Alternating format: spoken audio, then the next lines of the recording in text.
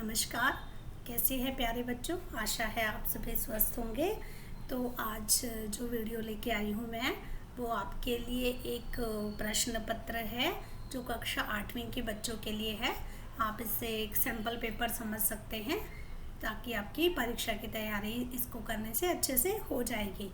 तो वीडियो के अंत तक बने रहिए ताकि आपको सभी महत्वपूर्ण प्रश्न उत्तर समझ में आए। कैसे प्रश्न पेपर आता है वो आपको समझ में आ जाएगा। तो वीडियो शुरू करने से पहले आपसे एक निवेदन है कि इस वीडियो को लाइक, शेयर और सब्सक्राइब करना मत भूलिए ताकि मैं आपके लिए और बहुत सारे ऐसे महत्वपूर्ण वीडियो बना के ला सकूं। तो पहला बच्चों खंड का आता है हमारे पास वस्तुनिष्ठ। जैसा कि आप जानते ही हैं कि एक गद्यांश को ध्यानपूर्वक पढ़कर प्रश्नों के उत्तर दीजिए। तो वीडियो के अंत तक बने रहिए और इस चैनल को सब्सक्राइब करना मत भूलिए।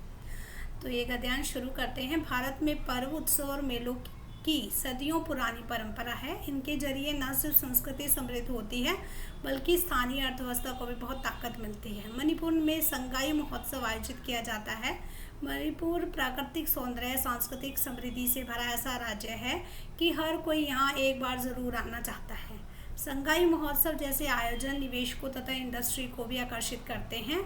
इस बार का आयोजन पहले से और भी ज़्यादा भव्य स्वरूप में सामने आया है जो मणिपुर के लोगों की भावना और उसके जज्बे को दिखाता है। यह महोत्सव पहले इम्फाल तक ही सीमित रहता था, लेकिन इस बार पूरे राज्य में इसका आयोजन किया गया है।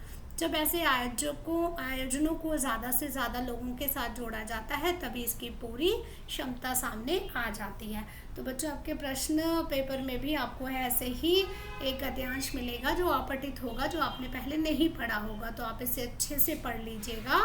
फिर हम एक एक करके इसके प्रश्नों को देखेंगे। पहला है संगाई महोत्सव का आयोजन डैश में किया गया। तो हमारे पास इसके 4 ऑप्शन है, मणिपुर में, शंघाई में, उत्तर पूर्वी राज्यों में के सभी राज्यों में। तो आप उसका बच्चों सही उत्तर चुनेंगे मणिपुर। दूसरा ख प्रश्न है, मणिपुर डैश के लिए प्रसिद्ध है। तो इसमें पहला ऑप्शन है प्राकृतिक सौंदर्य, फिर उत्सव महोत्सव, कला और कारीगरी, स्थानीय उद्योग। तो इसका आप उत्तर है बच्चों प्राकृतिक सौंदर्य। तीसरा प्रश्न है, संगाई महोत्सव के आयोजन से डैश को भी लाभ मिलता है। तो 4 ऑप्शन है बच्चों, विदेशी पर्यटन, प्राकृतिक सौंदर्य, अर्थव्यवस्था और सांस्कृतिक उत्सव। तो आप सही उत्तर जो है आप चुनेंगे अर्थव्यवस्था। पहले के और अब के महोत्सव के आयोजन में मूल अंतर क्या है?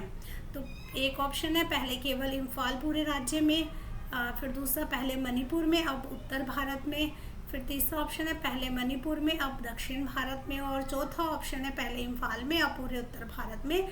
तो पहले वाला जो ऑप्शन है पहले केवल इम्फाल अब पूरे राज्य में ये मनाया जाता है, ये जो है इसका सही उत्तर है।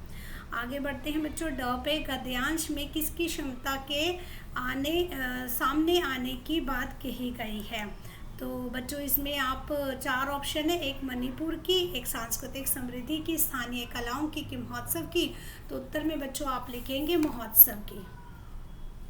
तो ऐसे ही बच्चों आपको एक और गद्यांश मिलेगा, ये भी अपठित होगा, आप इसे पहली बार ही पढ़ेंगे। क्या यही भारतवर्ष है जिसका सपना तिलक और गांधी ने देखा था? स्थानीय रविंद्रनाथ ठाकुर और मदन मोहन मालवीय का महान सांस्कृतिक सभ्य भारतवर्ष की सतीत के घेर में डूब गया। आर्य और द्रविड़, हिंदू और मुस्लिम, यूरोपीय और भारतीय आदर्शों को मिलन भूमि मानव महान समुद्र क्या सूख ही गया? मेरा मन कहता है कि ऐसा हो ही नहीं सकता। हमारे महान मनुष्यों के सपनों का भारत है और रहेगा, यही सही है। इन दिनों कुछ ऐसा माहौल बना है कि ईमानदारी से मेहनत करके जीविका चलाने वाले निरीह और भोले भाले श्रमजीवी पिस रहे हैं और झूठ और फरेब का रोजगार करने वाले फल फूल रही हैं। बच्चों आपको जैसे ये पढ़ के पता ही चल रहा है, ये आपकी बुक में से एक गद्यांश दिया गया है और एक पाठ का गद्यांश है। आप कमेंट बॉक्स में लिखकर उस पाठ का नाम बताइएगा मुझे। ईमानदारी और मूर्खता का प्राइस समझ जाने लगे हैं, सच्चाई केवल भीरू और बेबस लोगों के हिस्से पड़ी है। और इस पाठ का बच्चों एक क्लू है कि इसका मैंने वीडियो भी बनाया है आपके लिए। तो आपको अब इस पाठ का नाम अगर याद आ गया तो आप इसको कमेंट बॉक्स में लिख के मुझे ज़रूर बताइए। जीवन के महान मूल्यों के बारे में लोगों की आस्था हिलने लगी है। तो पहला है, भारतवर्ष का सपना किसने देखा? तो आपके पास ऑप्शन है तिलक ने, गांधी ने, उपयुक्त दोनों ने या इनमें से कोई नहीं। तो सही ऑप्शन है उपयुक्त दोनों ने। आगे बढ़ते हैं, क्या निराश हुआ जाए पाठ के लेखक कौन हैं? तो पहला ऑप्शन है रामधारी सिंह दिनकर, हजारी प्रसाद द्विवेदी, पंत या निराला। तो सही उत्तर है हजारी प्रसाद द्विवेदी। तीसरा प्रश्न, क्या निराश हुआ जाए पाठ की साहित्यिक विधि क्या है? ये कहानी है, नाटक है, निबंध है या रेखा चित्र है? तो सही उत्तर है निबंध। आगे है बच्चों चौथा प्रश्न, भारतवर्ष की महान सभ्य संस्कृति कहाँ डूब गई? सागर में, पाश्चात्य देशों में, गहर में, युद्ध में? तो उत्तर है सागर में। अगला पांचवा प्रश्न है, आज के माहौल में कौन अधिक परेशान है? ईमानदार लोग, मेहनत करने वाले लोग, निरीह और भोले भाले लोग या उपयुक्त सभी? तो हमने ऊपर पढ़ा था कि सभी लोग, उपयुक्त सभी हमारा सही ऑप्शन होगा। अगला भाग है बच्चों हमारा व्याकरण का। इसमें व्याकरण से संबंधित कुछ प्रश्न है। जैसे पहला है, वह आपसे अवश्य डैश करेगी। तो इसमें बच्चों आपने मुझे बताएंगे कि क्या उत्तर आएगा, पूर्वक, पूर्वक, पूर्वकम या इनमें से कोई नहीं। ये मैंने आपके लिए छोड़ दिया है, आप इसे कमेंट बॉक्स में लिखिए कि कौन सा ऑप्शन सही है। दूसरा है, आगे बढ़ेंगे, मैं पर ऊपर चिन्ह है कर्ता कारक के, अपादान कारक के, अधिकरण कारक के और संबंध कारक के। तो सही उत्तर है अधिकरण कारक के। आगे है कारक के भेद हैं। कारक के कितने भेद हैं? 4, 5, 7 या 8। तो सही उत्तर है बच्चों 8 भेद होते हैं कारक के। आगे बढ़ते हैं, मुझे देखते ही वह कमरे से बाहर आ गई, कारक पहचानिए। तो इसमें हमें दिया हुआ है, मुझे देखते ही वह कमरे से बाहर आ गई, तो करण कारक है इसमें।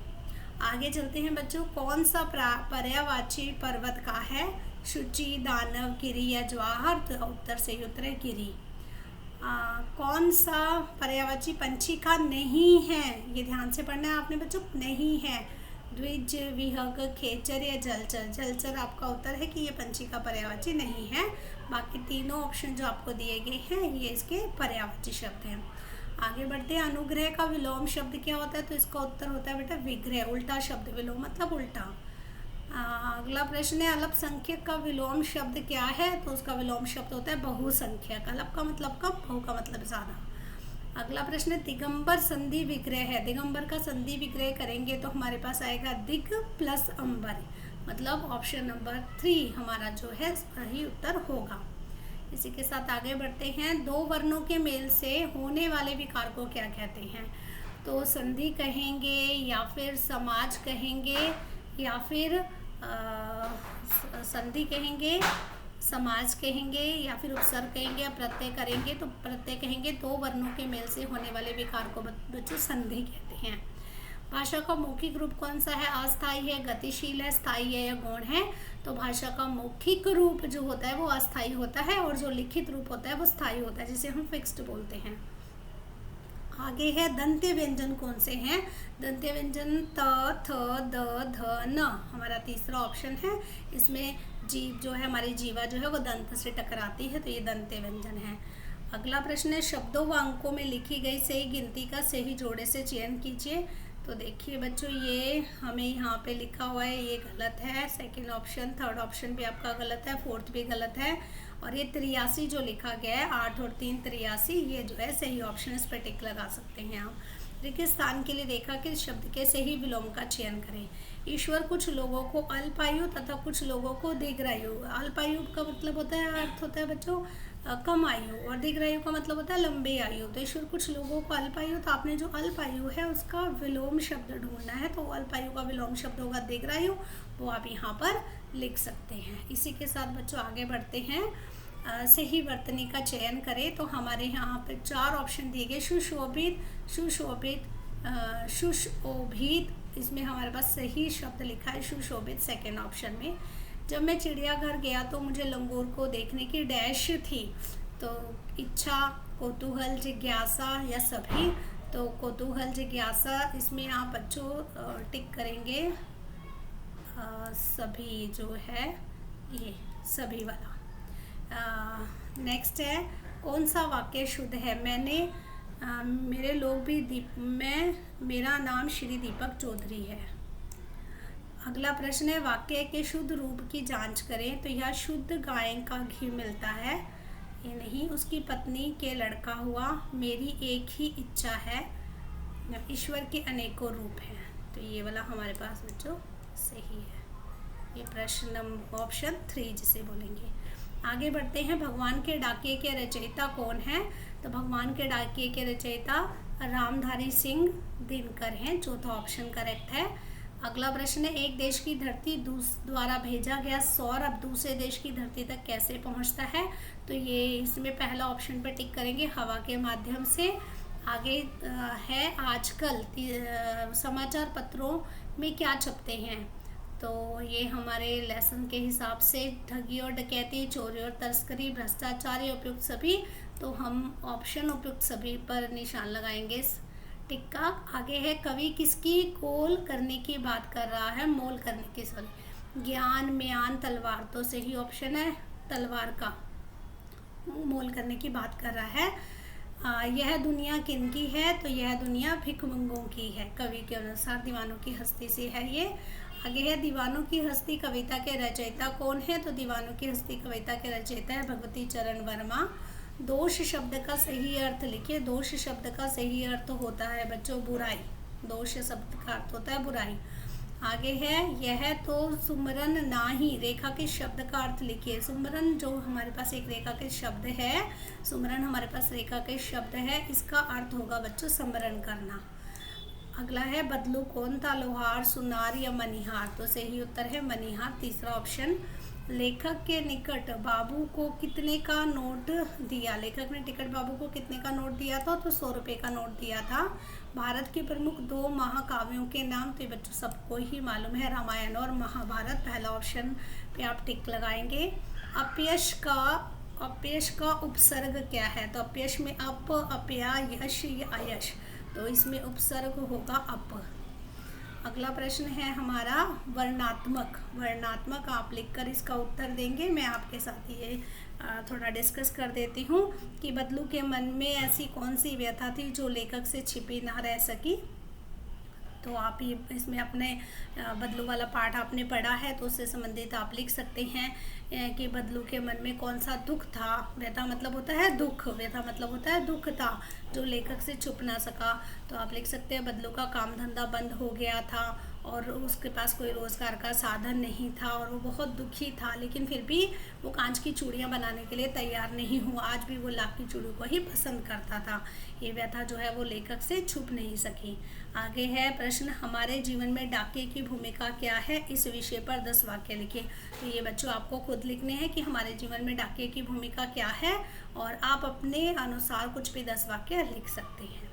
तीसरा है, चिड़िया चोंच में तिनका दबाकर उड़ने की तैयारी में क्यों है? वह तिनकों का क्या करती होगी? लिखिए। तो बच्चों चिड़िया चोंच में तिनका दबाकर उड़ने की तैयारी में क्यों? क्योंकि वो चोंच में चिड़िया तिनका दबाकर घोंसला बनाती है। घोंसला बनाकर सही जगह चुनकर घोंसला बनाती है। वे तिनकों का क्या करती है? तिनकों का घोंसला बनाती है ताकि वो अंडे दे सके और अपने बच्चों को सुरक्षित जगह पर रख सके। तो इसी के साथ अगला प्रश्न देखते हैं। तो अगला प्रश्न है, तलवार का महत्व होता है म्यान का नहीं। उक्त उदाहरण से कबीर क्या कहना चाहते हैं? स्पष्ट कीजिए। तो कबीर कहना चाहते हैं, इसमें आप लिख सकते हैं कि तलवार का महत्व होता है म्यान का नहीं। तो आप लिख सकते हैं कि जब भी हम तलवार खरीदते हैं तो हम म्यान का मोल नहीं करते। तो कबीर हमें इस बारे में बताना चाहते हैं कि जो महत्वपूर्ण चीज़ है वो हमारे लिए तलवार है। तो हमें जो महत्वपूर्ण चीज़ें होती हैं उनका ध्यान रखना चाहिए। और हर छोटी बड़ी चीज़ का अपना महत्व होता है, उनको उसी के अनुसार कार्य कर सकते हैं। अगला है, दोषों का पर्दाफाश करना कब बुरी रूप ले सकता है? जब दोषों का पर्दाफाश हम करते हैं और समाज में जो है एकदम से उग्र हो जाए या फिर समाज में अराजकता फैल जाए तो उस टाइम जो है दोषों का जो है पर्दाफाश करना बुरा रूप ले सकता है। यह कठिन समय नहीं है बताने के लिए कविता में कौन कौन से तर्क प्रस्तुत किए गए हैं। तो बच्चों मैंने आपको एक वीडियो बना के ये बहुत अच्छे से समझाई है कविता, तो वहाँ से आप इसका उत्तर लिख सकते हैं। आगे है, कबीर घास की निंदा करने से क्यों मना करते हैं? तो इस दोहे का भी मैंने आपको वीडियो बना के दिया ही हुआ है, आप उस वीडियो को जाकर देखिए और उसमें से आप उत्तर लिख सकते हैं। थोड़ा मैं आपको बता देती हूँ कि कबीर घास की निंदा करने से मना इसलिए करते हैं क्योंकि कभी भी किसी चीज़ को छोटा या किसी व्यक्ति को छोटा नहीं समझना चाहिए। हम नहीं जानते कौन हमारे कब काम में आता है। निम्नलिखित में से किसी एक की प्रासंग सहित व्याख्या अपने शब्दों में कीजिए। जाति न पूछो साधु की पूछ लीजिए, ज्ञान मोल करो तलवार का पड़ा रहन दो बयान। तो ये आप मेरा जो वीडियो है जिसमें मैंने ये कबीर का बताया है, तो उससे आप ये जान सकेंगे। सुनिए उस वीडियो को, ध्यान से सुनिए, आपको इस प्रश्न का उत्तर आ जाएगा। पंछी और बादल ये भगवान के डाके जो एक महान देश से दूसरे देश को जाते हैं। हवा से तो हम समझ नहीं पाते, मगर उनकी लाई चिड़ियाँ, पेड़ पौधे और पहाड़ बाजते हैं। इसके लिए भी मैंने आपको एक ये भगवान के डाके ही वीडियो बनाया है, वहाँ से आपको इसका उत्तर मिल जाएगा। आगे है बच्चों, भारत में जाति व्यवस्था क्यों प्रारंभ की गई, इसको समाज में क्या प्रभाव पड़ा। तो बच्चों ये मैंने कुछ दिन पहले वीडियो बना के अपलोड किया है, जिसमें भारत एक खोज के महत्वपूर्ण प्रश्न उत्तर थे। उसमें से ही एक महत्वपूर्ण प्रश्न ये है, और दूसरे वाला भी सेम वीडियो में आपको मिलेगा, सिंधु घाटी सभ्यता की क्या विशेषता थी। और ये तीसरा प्रश्न, वेद शब्द से आप क्या समझते हैं, भारत के प्रथम वेद का नाम, उनकी विशेषता बताइए। ये तीनों प्रश्नों के उत्तर बच्चों आपको एक ही वीडियो में मिल जाएंगे। आप उस वीडियो को ध्यान से सुनिए, ताकि परीक्षा में आपके लिए बहुत उपयोगी होने वाले हैं। निम्नलिखित प्रश्नों का उत्तर दीजिए। सड़कों पर फैली गंदगी के प्रति चिंता व्यक्त करते दो छात्रों के बीच में संवाद लिखे। बच्चों आपको संवाद लेखन लिखना आता है, तो आप इसको आसानी से लिख पाएंगे। आगे है मोबाइल और कंप्यूटर के बीच में संवाद। बुखार आ जाने पर विद्यालय के प्रधान अध्यापक को अवकाश प्रदान करने के प्रार्थना पत्र। इन दोनों में आपके पास ऑप्शन है, आप दोनों में से कोई भी प्रार्थना पत्र लिख सकते हैं। मित्र के जन्मदिन का उत्सव विषय पर 100 शब्दों में अनुच्छेद लिखिए, या फिर आप टेलीविजन को ना बनाए लत, इस विषय पर भी अनुच्छेद लिख सकते हैं। ये बच्चों मैंने एक आपके लिए सैंपल पेपर तैयार किया है, ये आप लिखकर मुझे भेज भी सकते हैं। कथा लेखन, जैसे को तैसा, इस पर आप 100 शब्दों में एक छोटी सी कहानी लिख सकते हैं। या समय का महत्व, शिक्षक दिवस के, अभी शिक्षक दिवस आने ही वाला है, उसके संबंध में एक सूचना लिखें। या विद्यालय में होने वाली क्रिकेट खेल प्रतियोगिता की सूचना लिखें। ये आपके लिए एक सैंपल पेपर है बच्चों, ये वाला कार्य आपको खुद करना चाहिए। और अगर कुछ भी प्रॉब्लम आती है आपको लिखने में, तो आप कमेंट करके मुझे बता सकते हैं। मैं आपके लिए एक और वीडियो बना दूंगी, जिसमें आपको संवाद लेखन, अनुच्छेद लेखन लिखना सिखाया जाएगा। तो इसी के साथ धन्यवाद, और बेल आइकन दबा के सब्सक्राइब करना मत भूलिए, ताकि आपके लिए मैं बहुत अच्छे और वीडियो बना के लाऊं। धन्यवाद।